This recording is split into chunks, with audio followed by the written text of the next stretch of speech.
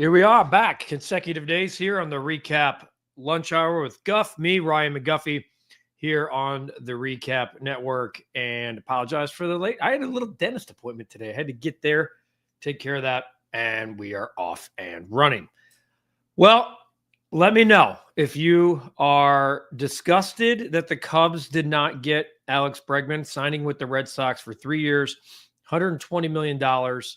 The reports out there from Bob Nightingale of USA Today are that the Cubs offered Bregman 4 years for $120. Bregman and the Red Sox have a lot of deferred money here. I saw a report that says, this is from Buster Olney, that says this is more like a 3 year of $90 million with a lot of deferrals. Jed Hoyer today said the Cubs don't do that type of stuff. Why? I don't know. And this is the question I'm asking you. Are you sad that the Cubs lost out on Bregman? Steve is saying, at that money, no thank you. Now, I believe, according to reports, that the Cubs offer had an opt-out after every year. And that's what we talked about. In order to get Bregman, the creativity of that deal had to look probably a little different than some of the deals you've offered in past, even Cody Bellinger. And so an opt-out after every year, you kind of made this, you kind of had it at a 1 year deal for $30 million. But that's a lot of dough. Billy says they dodged a $40 million a year bullet. We think if he has a big year, he's a missing piece. I agree. I think in theory, I'd probably rather allocate that money elsewhere. However, like, it's also the cost of doing business. Like, people, we can't be in a situation where we want it both ways, where it's like, oh yeah, the Cubs have to do this. And then, ooh, maybe not. We can't keep going back and forth. The Green Monster in Boston is why he chose him, in your opinion. I don't think so. He had a couple of teammates on the Cubs that he was speaking to every single day with. His familiarity was probably better in Chicago than it was in Boston. Now, I will say his splits in Boston he has a 1,200 OPS plus. So we'll see. So where do the Cubs go from here? And Eric says, I said Dylan Cease would be a great addition to the rotation. Still need a big bat in the middle of the lineup. Also work on PCA being the leadoff hitter, could be a game changer. So I hear you, Eric. Now, there's a report out there today that says this, that the Padres are keeping Dylan Cease and Michael King. That could change, but it's not a great, it's kind of like a 2-for-1 that we're learning that, yes, Alex Bregman is now in Boston and Dylan Cease is likely to stay in San Diego. So do you add? Do you go into the season as is? There's probably another bullpen arm out there that could help. Josh says, I'll applaud Jed and Tom here. I think they have full faith in Matt Shaw, and Bregman wanted 40 a year, and being on the wrong side of 30 is a gamble. It's definitely a gamble. It's definitely a gamble. So they were willing to give him 30. 40 is a different story. But again, I don't know if the Cubs lost out on this one either. I don't, like, I did say it last night that that's the cost of doing business, but at what level? Eli, now that you know about Chris Getz, do you think that the White Sox will have a successful rebuild when they win the World Series in the next 10 years? Hey, Eli, if you're guaranteeing me that the White Sox are winning a World Series in the next 10 years, then you're damn right it's a successful rebuild. I mean, if that's what the statement is right there, yes, that would be a successful rebuild. I don't think anybody right now can say they feel all that thrilled with the plan. I think it's okay to like the plan, but to question if they're going to make it, I think that's fair. What up, Jess? I think he has a good year or two left in him. I do think the Cubs need to rethink this strategy because deferrals are the way of the MLB future for now. It is interesting. And knowing that there's a pending labor issue in 2026 into the 27 season, that would be something that, I guess Jed said that the Ricketts family doesn't do deferrals. Well, a lot of teams are. And like the Dodgers do them, clearly. And they've gotten a lot of their guys because of it. I'm a big Justin Turner fan. I don't think his numbers are going to look anything like Alex Bregman's. But in terms of the leadership and veteran stability he can provide, if Matt Shaw, God forbid Matt Shaw doesn't perform or he goes down, then yeah, you have a good veteran backup there. RJ. So RJ, okay. I'm glad that there's an RJ out there. I'm glad not everyone's just going, yeah, I'm glad they dodged a bullet. I think RJ's got a great point.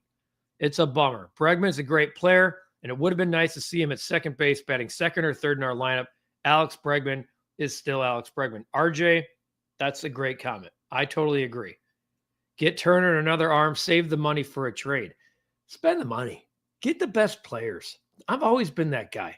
Get the best players in the game. The more of the better players you have, the better you have an opportunity to get to the postseason.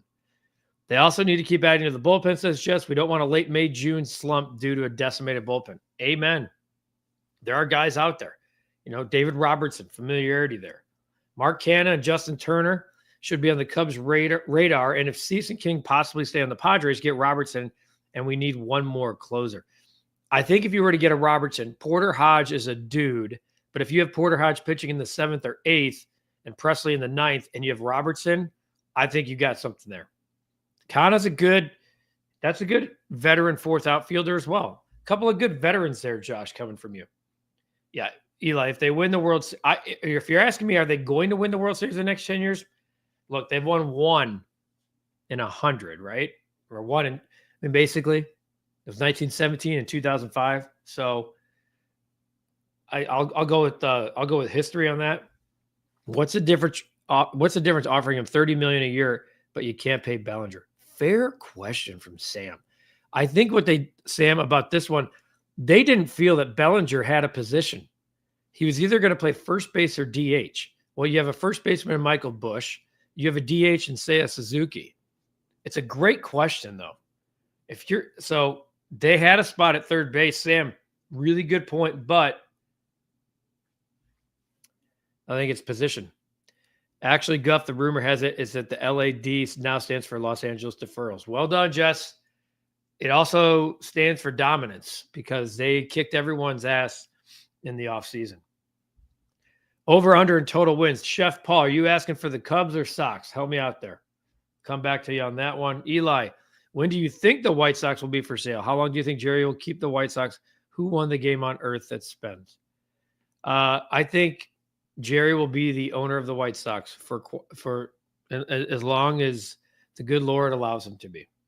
Jimbo, what's up?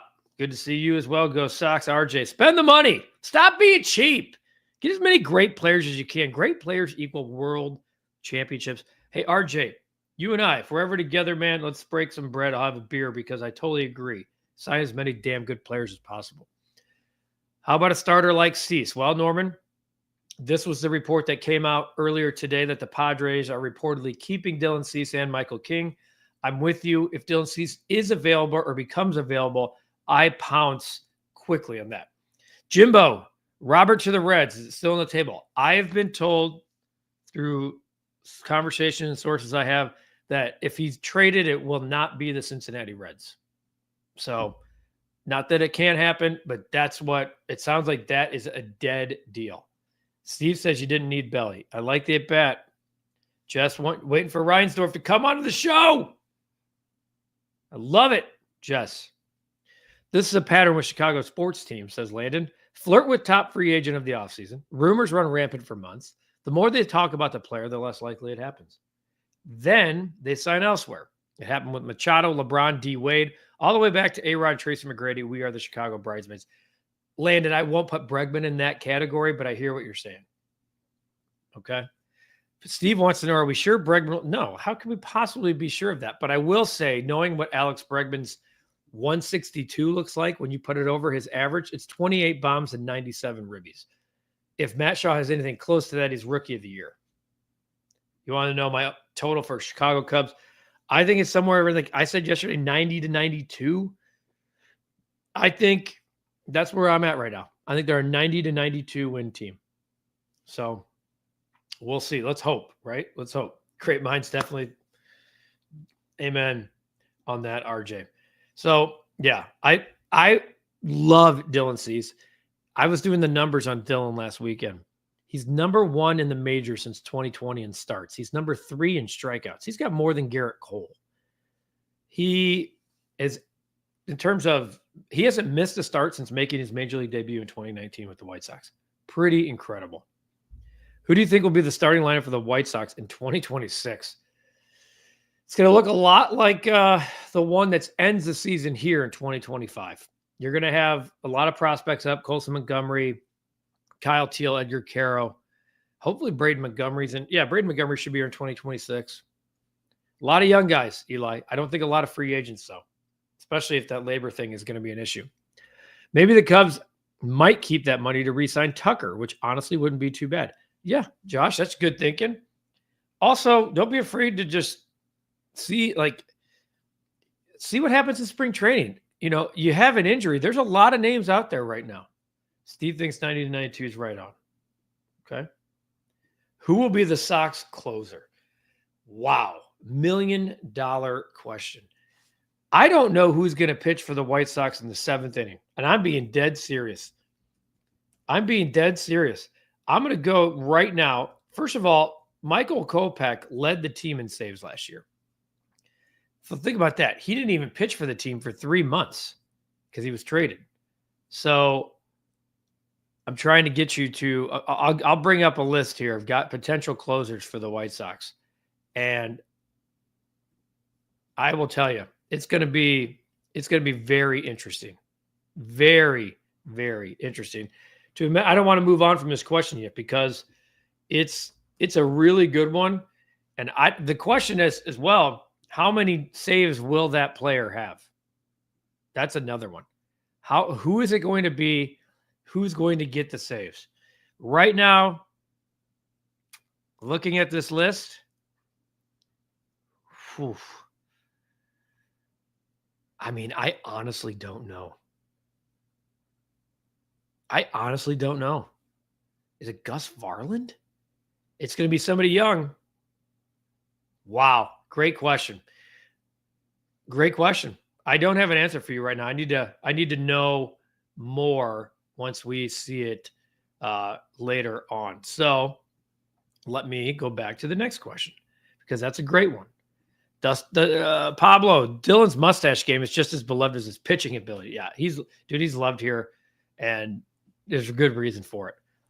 Yeah, if all things go well, RJ, we're dead on that. As long as the Cubs come in under budget, right? Frank's upset too, and I get it. Bregman does have 2 opt-outs on his deal, so who knows? The Cubs could swing at him again next season or the following if money permits. Or you just don't. And maybe Matt Shaw's your dude. So see what happens there. Eric, do you think the Cubs will win the Central this year? I do. At 90 to 92 wins, I do think that they win the division. So then there's people like Easton who maybe didn't want cheaters on their team. And that's fair too. I'm kind of over it. They clearly are over it because the Astros spent 7 straight years in the ALCS. But if you're asking that question, Easton, do you feel bad about Kyle Tucker too being on the team? I don't know. Whoever's pitching the most effectively out of the pen at the time will get the 7th, 8th, and 9th for the White Sox. Season long, no defined roles. And maybe there won't be at all. Adrian, do you think the margin of error is higher for Chicago sports teams because fans and media never advise others to not go to games and fill stadiums no matter who's raising the financial floor? I don't think it's my job to tell you not to go to a game. Quite frankly, it's fun to take your family to a game. You might not like what's going on the field or on the court. Whatever. If you have kids, it's a great experience. Why should we say, don't go to games? Do you really think it's going to change? No one went to White Sox games last year. Is it changing anything? If the Bulls start to dip attendance, maybe we'll see. But I don't know if I don't know. Eli, when will the White Sox spend money again? I think 2027. Whether there's a strike, whatever it is, I think after the 26 situation, and I think 27 is the first year they have a shot. How do I feel about Vaughn? Jimbo, that's a loaded question. I love the guy. I have, even last year, my season's predictions podcast, my one bold prediction was that he would have 100 RBI. He's led the team in RBI like 3 years in a row. Not saying much for this team. I want him to be the Golden Spikes guy. That's what I want him to be. But we haven't seen it. So this is a big year for Andrew Vaughn. Whether he's part of the thing or he's not going to be part of it. You're paying him almost $6 million. I'm looking for a guy who's not a 15 and 70 guy. I'm looking for a guy who's 25 and 100. Tucker was part of the back end of that team, 18. But if we're not doing guilt by association, that's fine too. Guff, dust off your glove and get to the south side. It'd be great to see you coming out of the bullpen in the ninth with a DePaul hoodie on. I can tell you one thing. I would have that intensity. I have the right mindset for the ninth. I am not sure I have the right movement on my stuff, and certainly velocity could be an issue at this point in my life as well. RJ, even if we do have a great season and make the playoffs, whatever round we face the Dodgers in, we will get swept and that'll hurt. We can't touch the Dodgers. I don't know about that. The Dodgers have had their share of playoff struggles. We know that. Last year they overcame them finally. But there's no guarantees in the dance. None. No guarantees whatsoever. Get to the playoffs, then discuss. Then let's discuss who's going to be upset about what. Adrian, it's a case-by-case basis. Fully agree with you, by the way. It's been successful with Arsenal and men, but fans shouldn't have to pay the price to look at Dallas. Have you seen a Bulls protest? No. Again, I don't know if it works here like it does everywhere else. I don't know. Part of me thinks no. Maybe I'm wrong. Maybe we should be saying, don't go to games. We'll watch so you don't have to. That's what Cap and I have been saying. Hey, subscribe to the recap. We watch so you don't have to, because that's how bad it's been in this city. That's how bad it's been. Alder will be the closer for the White Sox. I don't even know who that is, unless you're talking about Prelander Baroa. Whew, man, that's a name. See? Jess, who do we see being the power hitters for the Cubs this season? We're in the bottom third for homers. And this could be a concern along with bullpen before we win. Homers. Tucker? Probably, right? I mean, probably Ian Happ will have 25. Does Michael Busch hit more than 18 this year? Jess, great question, because you look around. I mean, Kyle Tucker, not known for. Let me look at Kyle Tucker. Has he hit 30 in a year? He hit 23 last year. Okay, yeah. So Kyle Tucker will be my answer. 30, 30, 29, and 23. And keep in mind, he only played 78 games last year and had 23 bombs. That's your guy. Kyle Tucker will be the guy who leads the team in home runs. My question is, though, I'm nervous that the Cubs don't have enough protection in the lineup. That's why I think they do need another bat, but I think we're running out of time for that. Yeah, Barreau. Okay, Eli, I like that pick, man. You're going out on a limb. Who's got a better future? Yeah, I asked that question here in the description. Who's got it? Who's in better shape right now? The Bulls or the White Sox? I think it's clearly the White Sox. At least they have a plan. Whether or not they nail it, the Bulls are just, I don't know what they're doing. Regarding the Bulls, I don't think people not going to games will change anything. You'd have to convince nearly half the fan base. Even if you succeed, do you think Michael would care? I don't think so. Guess what? My computer is running out of battery. It's bad. It's bad on my part, y'all. Bad on my part. Thanks for staying with me. Never know what's happening here on the lunch hour. All right. Here. We're back. I think you're right, Josh. $40 million a year for Bregman. He's not worth that. Cubs dodged a bullet. That's what some people were saying earlier in the show. I could only think of Tucker. That's why I asked.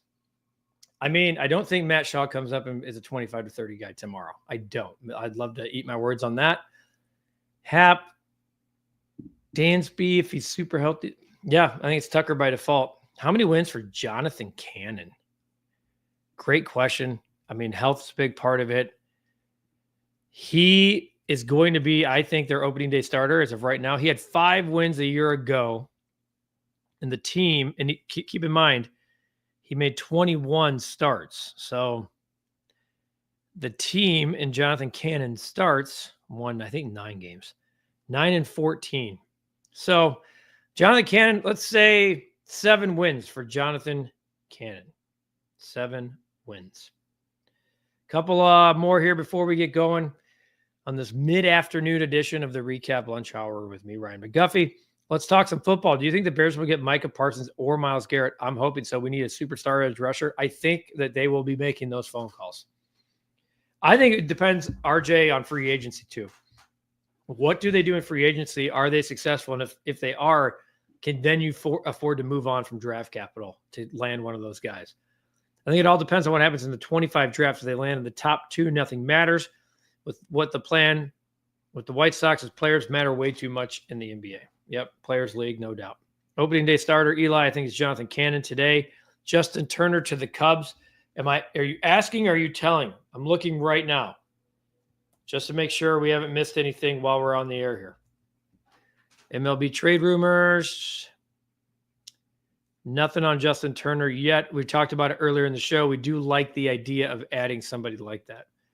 Cubs need to trade for JT Realmuto, and will they make the World Series? What's that trade look like? You're taking on a lot of money. Are the Phillies wanting to move on from him? You have to give up prospects probably. In the league trade, well, that'd be a trade that you're trying to say, I'm going for the World Series. Tough to make those trades with a team that's trying to get to the World Series as well. Welcome to Feldco ReGuff Live. Batteries not included. Landon, all right. I like the idea, Erica. I just don't see a Cardinals-Cubs trade. I think that's less likely than a White Sox-Cubs trade. That's how crazy. And I think that's stupid, too. If you want to move on from Nolan Arenado and the Cubs are calling, you take the call. Yep, agreed, Eli. The Bulls will be destroyed by a boycott. There are plans to expand the UC. The seats and parking extension are costly as well as the chaos with Xfinity. Roll out of the cable. And it's hurt TVs. Oh, yeah. The TVs, the CHSN thing's real, guys. No. Ted, they'll give it to somebody, I think, that's actually been a Chicago White Sox. That's a part of that's for the player, another part's for the fan. And I think that's how they'll reward that. If the answer is yes, Eli, it'll be in the first week of the year. The Angels aren't that good. They'll have Tim Anderson and Yohan Moncada on opening day if Tim Anderson makes the team. So yeah, if the answer is yes, it'll be first week of the season. If we play the Eagles in the season opener, we do need a good pass rusher. However, I don't want to screw up our draft capital if we sign a guy like Garrett or someone like Max Crosby. Josh, it's going to cost you a lot of draft capital to get a guy like Myles Garrett. So if you don't want to screw that up, you're not going to go out and get a player like that. He's not a free agent. PCA will hit 20-plus bombs and win the Gold Glove. Also, Guff is the man. King, appreciate the love. That is a major step for PCA if he does that. Wow. That'd be superstar type. JT's contract expires this year, and they have Rafael Marquez. Oh, yeah. Well, that might be a trade, Uncle Ted, that they explore at the deadline. Though catchers getting traded at the deadline, that's tough. Thank you for addressing my questions. By the way, love the way you openly interact. I'm here for it, Adrian. Keep on coming back, man. Everything I'm hearing, they're hopeful for a deal by opening day. However, we've heard that before. We've heard it for months. And as of right now, there's nothing definitive. And that's sad for sports fans. Agree with you. Free agency is the key. We need to dominate, have a great free agency, sign about 2 or 3 great offensive linemen. Then we trade our picks. Agreed. RJ, I think that's the only way that it's got to be part 1, free agency, evaluate free agency or post free agency. Then you talk about draft capital and if you can move on from some of it. We'll go to our bet of the day here in a second. I would rather try to draft mine green than trade away picks. And there's a lot of people who feel that way, Erica, and I totally get it. But I'm a big guy. I'm a big fan of trading for the best potential dude. I want dudes. I want the best stars on my team, regardless of sport. All right. So Memphis yesterday, I put that up a little early. Memphis yesterday. St. John's yesterday. Great basketball game. Don't know if you watched it. Came down to the wire. St. John's really didn't have the lead most of the game. took the lead at one, or came back, tied the game with no Villanova late. Thought we were going to get go to overtime or maybe steal a win. Didn't happen. Villanova won outright by 2. We lost that game. It was St. John's, who had been on an absolute tear. We're laying 2.5. Tonight, I'm going to go with another team on a tear. They're not a great cover team, but they're playing a team in South Florida that's also not a great cover team. I'm going to lay the 6.5 here. Memphis has just been one of those teams that's been fun to watch all year. They're 20-4. Okay, so as we gear up closer to the tournament, and I know Jess wants us to do a recap bracket challenge. They've won 7 in a row. They've won 11 of 12. They've won 13 of 15, and they are just absolutely rolling. But again, they win games close. South Florida is not a good basketball team. South Florida, they're 12-12, and looking at them, they've won a couple here. They've lost 6 of their last 9. They've covered once since January 11th. So I'm going to lay the 6.5 with Memphis on the road. Got to get back in the win column. That's my bet of the day for those who partake. Great stream piece. Yeah, appreciate you, Uncle Ted, and appreciate you all as we continue to do the recap lunch hour. I know I was out of town the first 2 days. Sorry about that. Cap and I were out having some fun. We got to do a better job of doing live from kind of wherever. Remember when I was in the Bahamas a couple months ago? That was sweet. Appreciate all of you. We will do this again tomorrow on Friday as we put a bow on another week. Sunny day here, cold, snow. Hopefully you guys got around okay. Appreciate you. We'll keep an eye on what the Cubs are doing or maybe not doing, and we'll figure it all out tomorrow when we do this again. Have a great day. We will see you tomorrow on another edition of the Recap